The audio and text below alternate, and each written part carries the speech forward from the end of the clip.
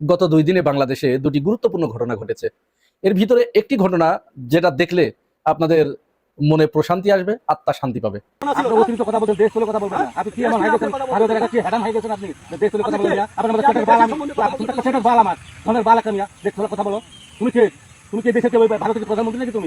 এই জন্য বলা হচ্ছে রকি করতেছে রাজনৈতিক পৃষ্ঠপোষকতা করতেছে, রাজনৈতিক নেতাদেরকে কিনতেছে, বিক্রি করতেছে। যাকে কিনবে বিক্রি করবে, তাই বলে কি বিপ্লব বিক্রি হয়ে যাবে? এই শোরের বাচ্চা তো আওয়ামী লীগের লোক, ও তো আওয়ামী লীগের ভাতা খাইতো। তো এই ভাতাপ্রাপ্ত এই শোরের বাচ্চাদের কথা বললাম না। বিএনপি এই 15 বছর, এই যে 2 দিন আগে বরিশালে একটা লোক, আপনার ওইখানকার আইনজীবী সমিতির সভাপতি, সে লোকটাকে গ্রেপ্তার করা হয়েছে, তার মুক্তি চাই। এই লোকটা কেন আদালতে গিয়ে করেছে? তার চোখের সামনে যখন দেখেছে আওয়ামী লীগের লোকজনকে প্রতিদিন বারবার এই আদালত থেকে আপনার এই বিচারক দিচ্ছে, আপনার জামিন দিচ্ছে, সে সহ্য করতে পারে নাই, প্রতিবাদ করেছে সেখানে গিয়ে। এটার নাম বিপ্লব। এই আজকে যারা বালের সংবিধান আর বালটাল নিয়ে যারা কথা বলেন, এটা বাংলাদেশে কোনো সাংবিধানিক, তারেক রহমানের এই সরকার সাংবিধানিক কোনো সরকার না।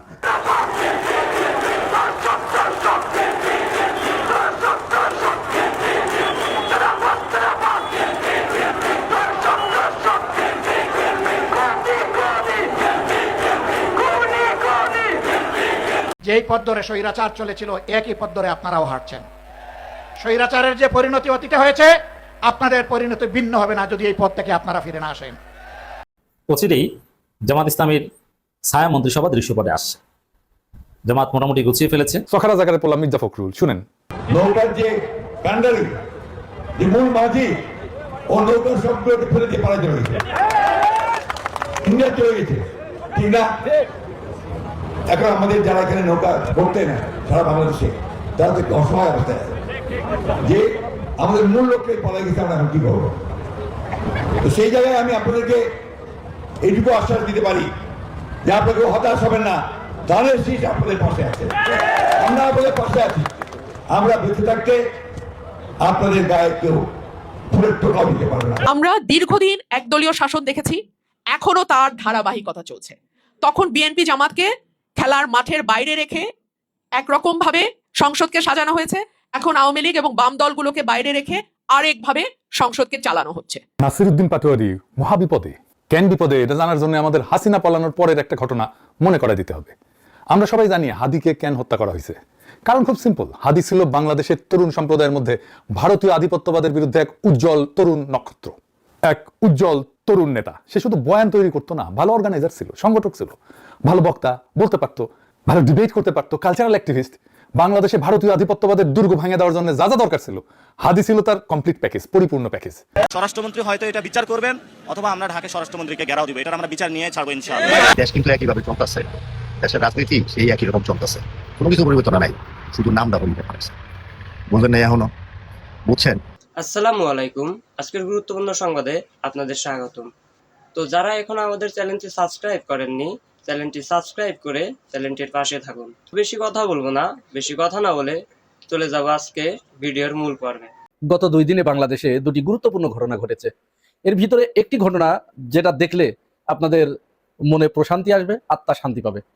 আর একটা ঘটনা যেটা দেখার পরে ক্ষোভে বিক্ষোভে আপনাদের হৃদয়টা বিদীর্ণ হয়ে যাবে। আমি এই দুটি বিষয় নিয়েই আপনাদের সাথে আজকে একটু ছোট্ট করে কথা বলবো।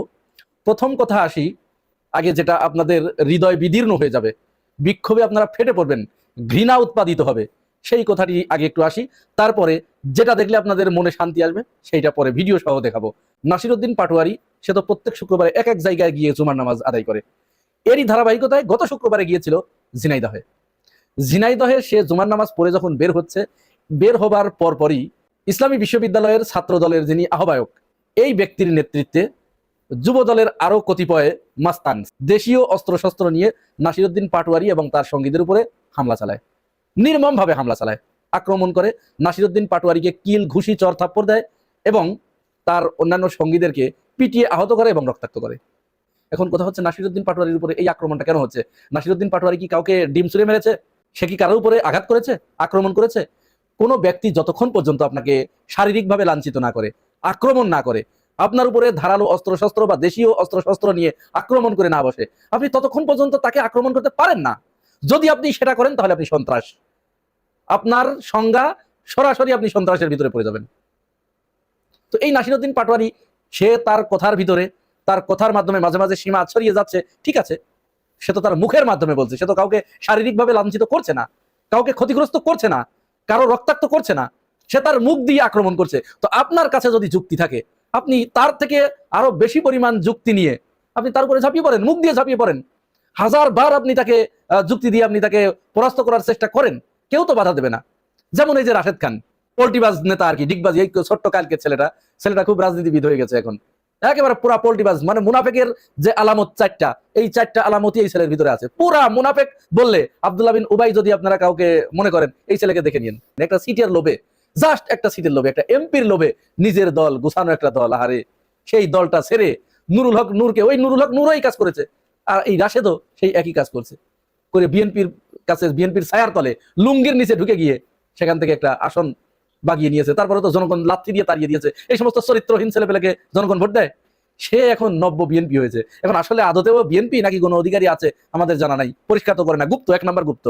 নাসিরউদ্দিন পাটোয়ারি আগেই বলেছি যে তাকে আপনি যুক্তি দেন, যুক্তি দিয়ে তাকে আপনি মৌখিকভাবে আক্রমণ করেন, সে মৌখিকভাবে আক্রমণ করছে, আপনিও মৌখিকভাবে আক্রমণ করবেন। যখন সে আপনার উপরে ঝাঁপিয়ে পড়বে অস্ত্র নিয়ে, তখন আপনি তাকে অস্ত্র নিয়ে ঝাঁপিয়ে পড়বেন তার উপরে। কিন্তু আমরা তার উল্টা দেখছি। এই রাশেদ খান, সে জামাত ইসলামকে বা এনসিপির ছেলে মেয়েদেরকে অমানুষ বা শুয়োরের বাচ্চা ইত্যাদি সব দেশে ভূষিত করার চেষ্টা করছে। মনে পড়ে আমাদের নিঝুম মজুমদার এই রাশেদকে একদিন টকশোতে ঠিক এই ভাষায় গালিগালাজ করেছিল। এই ধরনের কারণে আমি বেয়াদবদের সাথে টকশোতে আসি নাই। ওকে যদি পেতাম, শুনেন, ওকে যদি সামনে পেতাম না, লিসেন টু মি,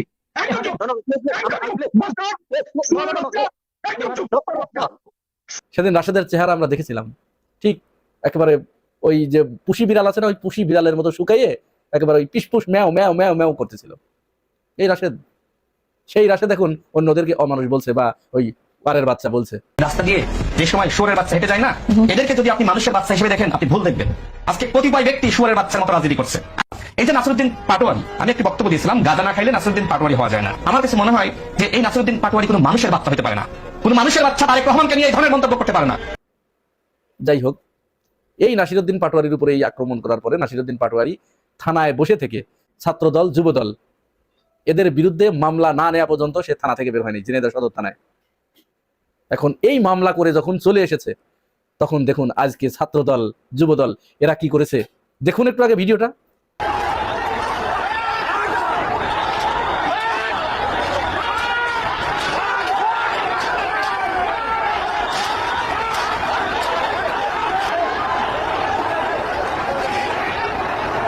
এই যদি হয় একটা শাসক দলের অবস্থা, যারা ক্ষমতায় আছে তারা থানায় আক্রমণ করে থানা ভাঙচুর করছে, তাদের নামে মামলা প্রত্যাহার করতে হবে।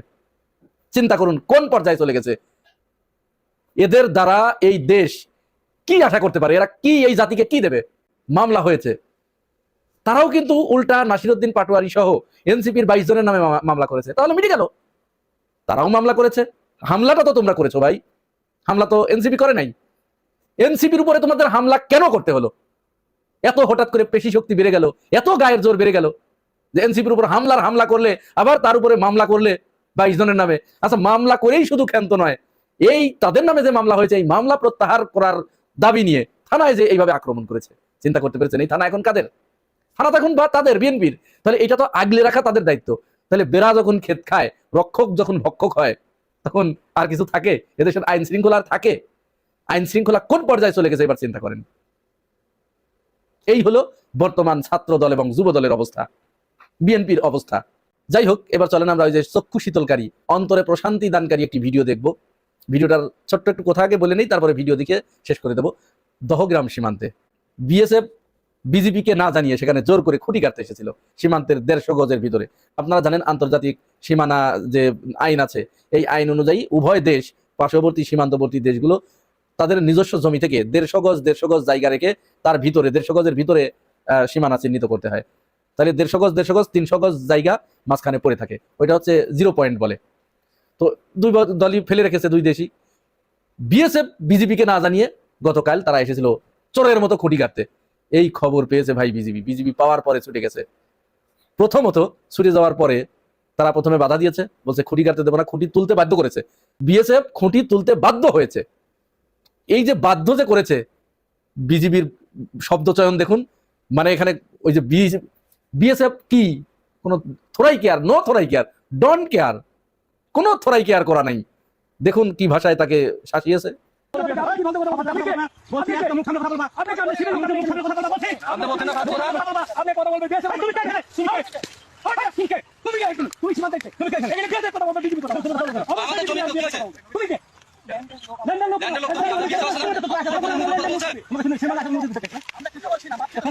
ভিতরে ভাবছে যে দাদা আমরা বড় দেশ, সম্ভবত যা বলবো সেটাই এখানে আইন হয়ে যাবে। কেউ একজন সম্ভবত ফটর ফটর আর একটু বেশি করেছে। এবার ওইখানে যে দায়িত্বপ্রাপ্ত অফিসার ছিল বিজেপির, তার দেখুন একটু ভাবটা একটু দেখুন। অতিরিক্ত কথা বলছেন, দেশ তুলে কথা বলবেন না। আপনি কি আমার হাই গেছেন, ভারতের কাছে হেডান হাই গেছেন আপনি, দেশ তুলে কথা বলবেন না। আপনার মধ্যে সেটার বাল, সেটার বাল আমার ধনের বাল একটা মিয়া, দেশ তুলে কথা বলো। তুমি কি দেশের কেউ ভারতের প্রধানমন্ত্রী নাকি তুমি? ফালতু কথা বলতেছ। এই যে তার যে শব্দ চয়ন, তার যে বডি ল্যাঙ্গুয়েজ, তার যে গেস্টার পোস্টার, তার যে মুভমেন্ট, এইটা দেখে বিএসএফ এর ভয়ে আত্মা থরথর করে কাঁপতে কাঁপতে তারা পরে খুঁটি ওখান থেকে তুলে নিয়ে পালিয়ে যেতে বাধ্য হয়েছে। এটাই বাংলাদেশ। দীর্ঘ 19 বছর পরে সীমান্তে এই ধরনের সাহসিকতা, বীরত্বপূর্ণ চরিত্র উপস্থাপন করলো বিজেপি। আসলে বিজেপিকে এতদিন ছোট করে রাখা হয়েছিল। রাষ্ট্র যদি প্যাট্রোনাইজ করে, যথাযথভাবে যদি এই বাহিনীটাকে সাপোর্ট প্রদান করে, তাহলে এই বাহিনী বিএসএফ এর কাছে মাথা নত করার বাহিনী নয়, এবং ভবিষ্যতে আরো কিছু আসছে। অচিরেই জামাত ইসলামীর ছায়া মন্ত্রিসভা দৃশ্যপটে আসছে। জামাত মোটামুটি গুছিয়ে ফেলেছে। এটা হিউজ বাজেটের বিষয়, এবং প্রকৃত মন্ত্রীদের চাইতে ছায়া মন্ত্রীদের আরো বেশি যোগ্য হতে হয়, নইলে ছায়া মন্ত্রিসভার যে অবজেক্টিভ সেটা অ্যাচিভ হয় না। এই জন্য সময় লেগেছে। ছায়া মন্ত্রিসভা আসছে এবং দেখবেন যে বাংলাদেশে তোলপাল লাগিয়ে দিবে আগামী বাজেটে। এটা আমি জোরালোভাবে বলেছিলাম যে ছায়া মন্ত্রিসভার সবচেয়ে বড় কাজ বাজেটকে কেন্দ্র করে বিকল্প বাজেট বা বাজেটের লিমিটেশনগুলোর বিকল্প হাজির করা। সেখানে এই বাজেট প্রণয়নের সাথে যারা জড়িত, সচিব, অর্থনীতিবিদ, মন্ত্রী আর অনেকে, তাদের চাইতেও যোগ্যতা সম্পন্ন জনবল কাঠামো লাগবে ছায়া মন্ত্রিসভার। তাদেরও সচিব লাগবে, সেরকম দক্ষ মন্ত্রী হতে হবে। এগুলো জামাত সব গুছিয়ে ফেলেছে। এটা মহাকর্মযোগ্য। এখানে আরেকটা ইন্টারেস্টিং এবং মজার বিষয় হচ্ছে যে ছাত্র নেতারা থাকবে এখানে, বিশেষ করে সাদিক কায়েমদের মধ্যে অনেকে থাকবে। এস এম ফরহাদ থাকতে পারে, অথবা মহিউদ্দিন থাকতে পারে। জামাত ইসলামের ছায়া মন্ত্রিসভায় তরুণরা থাকবে। এই যে ডাকসু বিভিন্ন জায়গায় ছাত্র সংসদ হয়েছে, এই ছাত্র সংসদের যারা নির্বাচিত প্রতিনিধি, তাদের মধ্যে যদি এরকম ক্যারিজমেটিক পাওয়া যায়, কমপক্ষে 3-4 জনকে টার্গেট করা হচ্ছে, যে যাদের একাডেমিক এক্সিলেন্সি ভালো এবং যারা দেশ চালাতে সক্ষম যোগ্যতা রাখে, এবং যাদের মাধ্যমে জামাত ভবিষ্যতে নির্বাচন করাবে, এদেরকে এই ছায়া মন্ত্রিসভায় আনার একটা প্ল্যান আছে। তবে যোগ্যতা থাকতে হবে। জামাতের ছায়া মন্ত্রিসভা বাংলাদেশের রাজনীতির সংস্কৃতিকে পাল্টে দিবে। এমনকি সরকারকে মাঠের হানাহানি, মাঠের বিক্ষোভ মিছিল ছাড়া সরকারকে মারাত্মক চাপে রাখবে।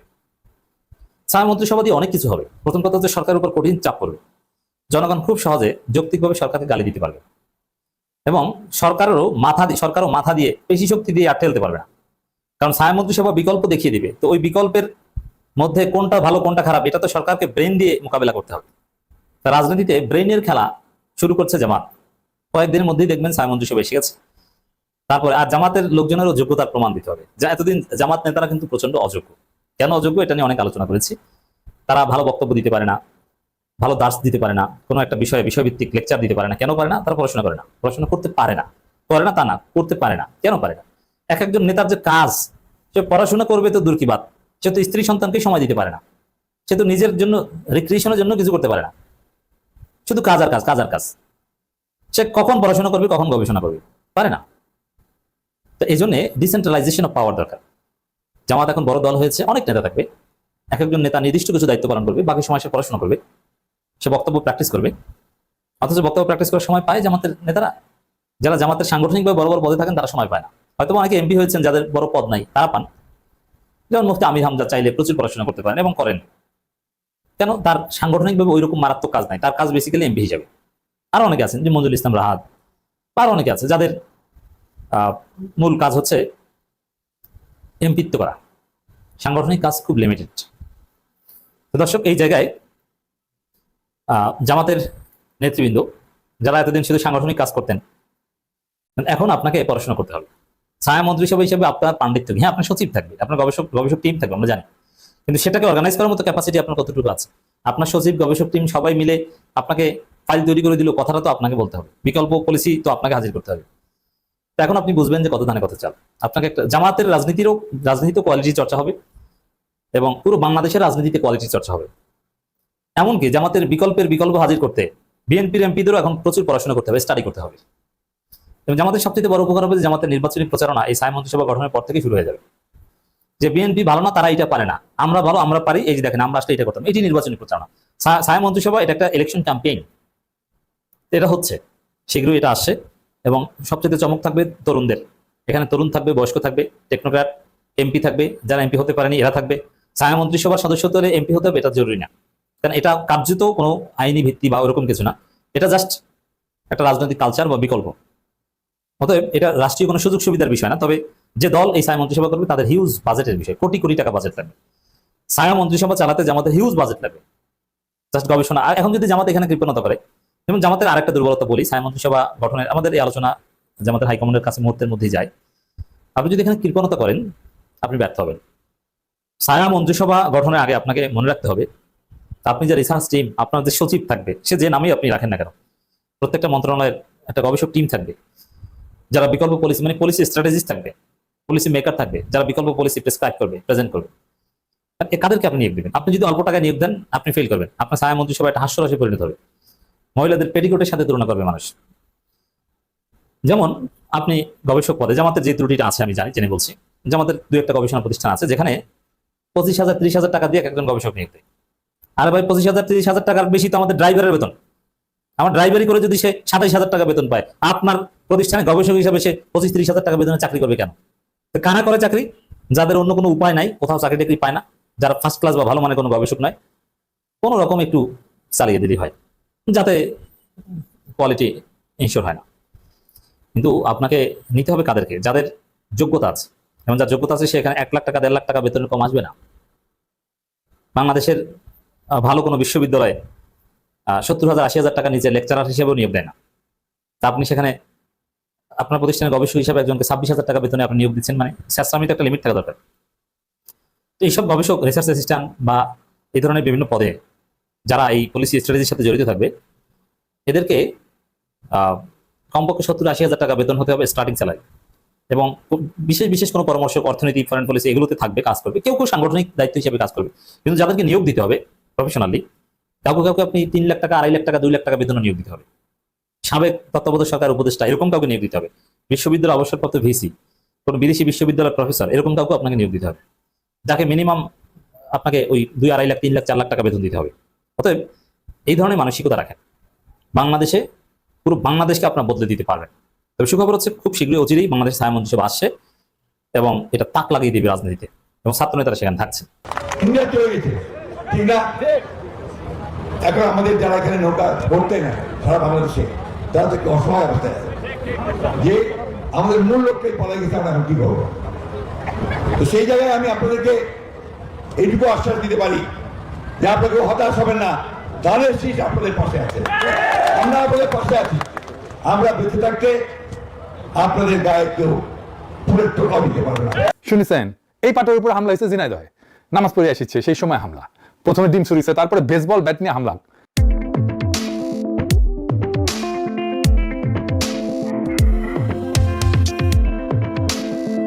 শিলং সালাউদ্দিনের সার্ভার ডাউন, ওই সার্ভার ডাউনই থাকবি। শিলং সালাউদ্দিনের বেশি দিন ওটি বসে থাকা লাগবি না। এর মধ্যে ওয়াকারের পথ বালক পোস্টাইলো, পাটোয়ারির সাথে নাকি একজন কোমর থেকে পিস্তল বের করেছে, হাসিনাই ধরছিল তারে। দেখে তারপরে দেখেন নিজেরা মাইরা, নিজেরা মাফ কইরা, নিজেরাই মামলা দিছে তারেক রেজাকে আসামি কইরা 22 জনের বিরুদ্ধে। সেই মামলা আবার বাংলাদেশের ঠোলারা নিছে, তারেক রহমানের ঠোলারা নিছেও। এই তারেক রেজাকে জানেন, একটা ছবি দেখায়, জুলাই শহীদদের জানাজার ইমাম যারা দেখতেছেন সেই তারেক রেজা। ঝিনাইদহে নাসির পাটোয়ারির সাথে ছিল এই তারেক রেজা। এই আলেমের বিরুদ্ধে বিএনপি নিজে মাফ কইরা তার বিরুদ্ধে মামলা দিছে, কেরম জাউরার জাউরা দেখেছেন, এটি দেশে এটা সিল মেরে দেন, জাউরার জাউরা ছাত্র দলের উপরে। জুলাই যোদ্ধা ওয়ান রহমান খানকে ডিবি পরিচয় তুলে নেওয়া হয়েছে গতকালকে, আহত হয়েছিল সে, ওখানে ছিল ঝিনাইদহে, তারে তুলে নিয়ে গেছে। হাসিনার কেলাসে ছাত্র ছিল বিএনপি, ভাবিছে এই কইরাই শাসন টিকায় রাখবে তাদের। যেই রাজনীতি বিএনপি শুরু করেছে তার আখেরি ঠিকানা হইতেছে দিল্লিতে হাসিনার মতো, ওই পথে আগাইতেছে বিএনপি।